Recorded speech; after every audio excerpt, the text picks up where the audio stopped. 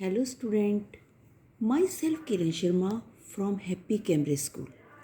बेटा हम अपनी रीडर की बुक का लेसन 7 द कलरफुल ट्रेजर्स कर रहे थे और उसके पेज नंबर पर आ गए थे हम 54 पर। इसमें बेटा 7 स्टोरी थी, शॉर्ट 7 स्टोरी थी। हम इसकी 2 स्टोरी कर चुके हैं और थर्ड स्टोरी पर हम आगे थे। यहाँ से स्टार्ट करेंगे। On the outskirt of a not so famous town lived Mrs green. सरहद से पार मतलब कि शहर से दूर, जो कि बिल्कुल भी फेमस नहीं था, उस नगर के अंदर मिसेस ग्रीन रहती थी। She was a rich lady. वह बहुत ही अमीर लेडी थी। She on large arc of land. उसके पास बहुत सारी ज़मीन थी, कई एकड़ ज़मीन थी। She was a window. वह विडो थी। Her husband had died in an accident. उसके हस्बैंड की डेथ हो चुकी थी एक एक्सीडेंट में। This had very adverse effect on her. इसका भी उसके ऊपर बिल्कुल प्रतिकूल प्रभाव था। She came know that reality of life. वह जीवन की असलियत को जानती थी।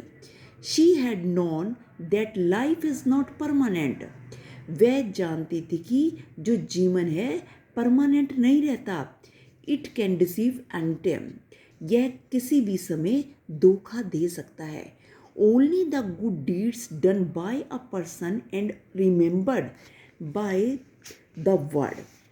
लेकिन जो अच्छे काम हैं वही इंसान को करने चाहिए और उन्हीं के कामों के द्वारा ही इंसान को इस संसार में याद रखा जा सकता है। Properties and money become useless when one is no more in the world. जो प्रॉपर्टी है और पैसा है वो सब यूजलेस है जब इंसान कोई इस संसार में नहीं रहता। She decided to go something good for her town. इसीलिए उसने अपने टाउन के लिए कुछ अच्छा करने का डिसाइड किया, निश्चय किया। भाई मैं अपने नगर के लिए, अपने टाउन के लिए कुछ अच्छा करूं।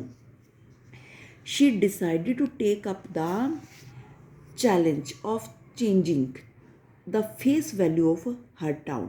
उसने डिसाइड किया कि मैं अपने टाउन की फेस वैल्यू को चेंज कर दूंगी और उसने इस चैलेंज को एक्सेप्ट किया।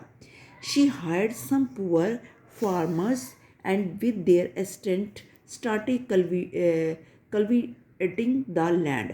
उसने कुछ गरीब फार्मर को हायर कर लिया, कुछ ले लिया और उनके साथ ज़मीन को जोतना शुरू किया। All of them were very hard in the spite of the worst weather condition. सभी बहुत ज़्यादा मेहनत करने लगे।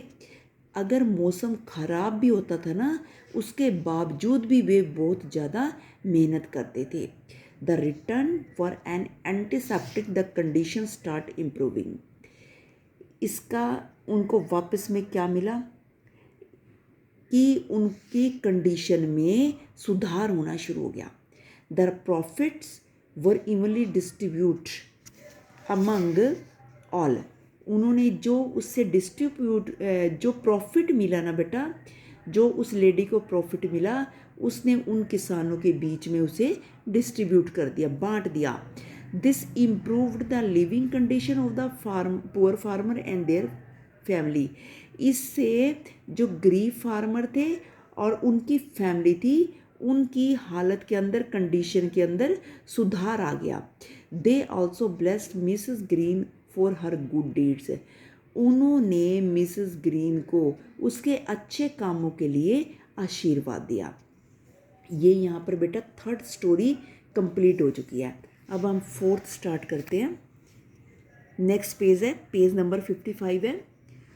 Close to the river lived a young widow named yellow.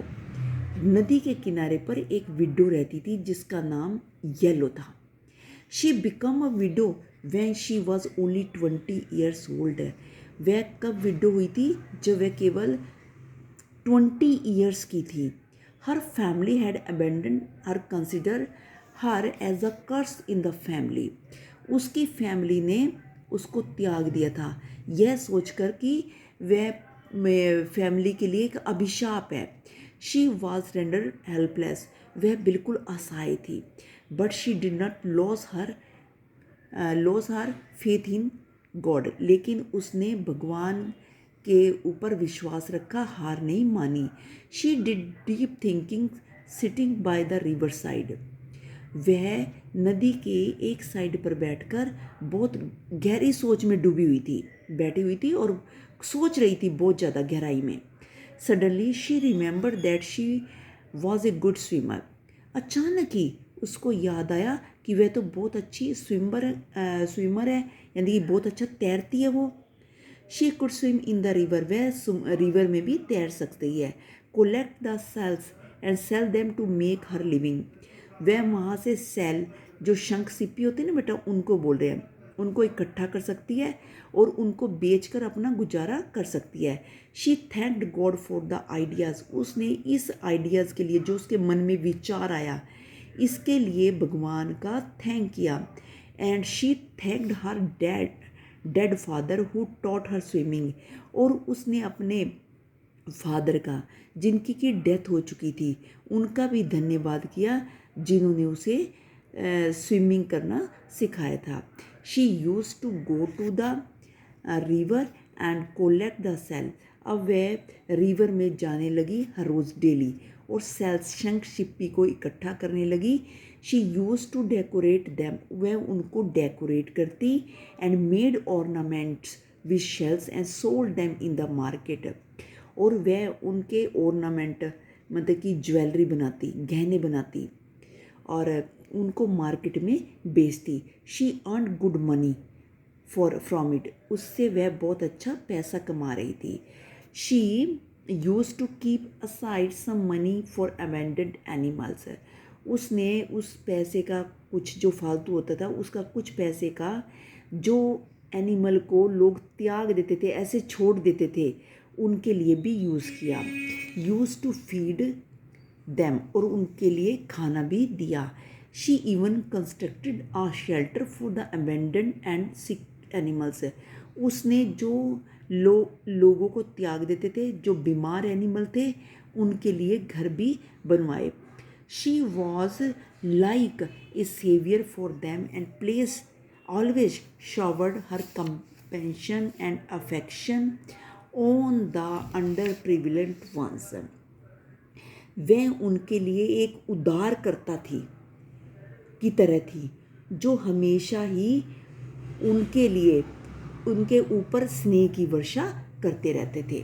बेटा ये आपकी एक और स्टोरी, 4th स्टोरी ख़त्म हो चुकी है यहाँ पर। यहाँ तक आप इसको डीपली रीड करोगे। ऑनलाइन क्लास में मैं आपसे इसमें से क्वेश्चन पुट करूँगी बेटा, और आपकी डिक्टेशन का भी टेस्ट होगा। थैंक्स।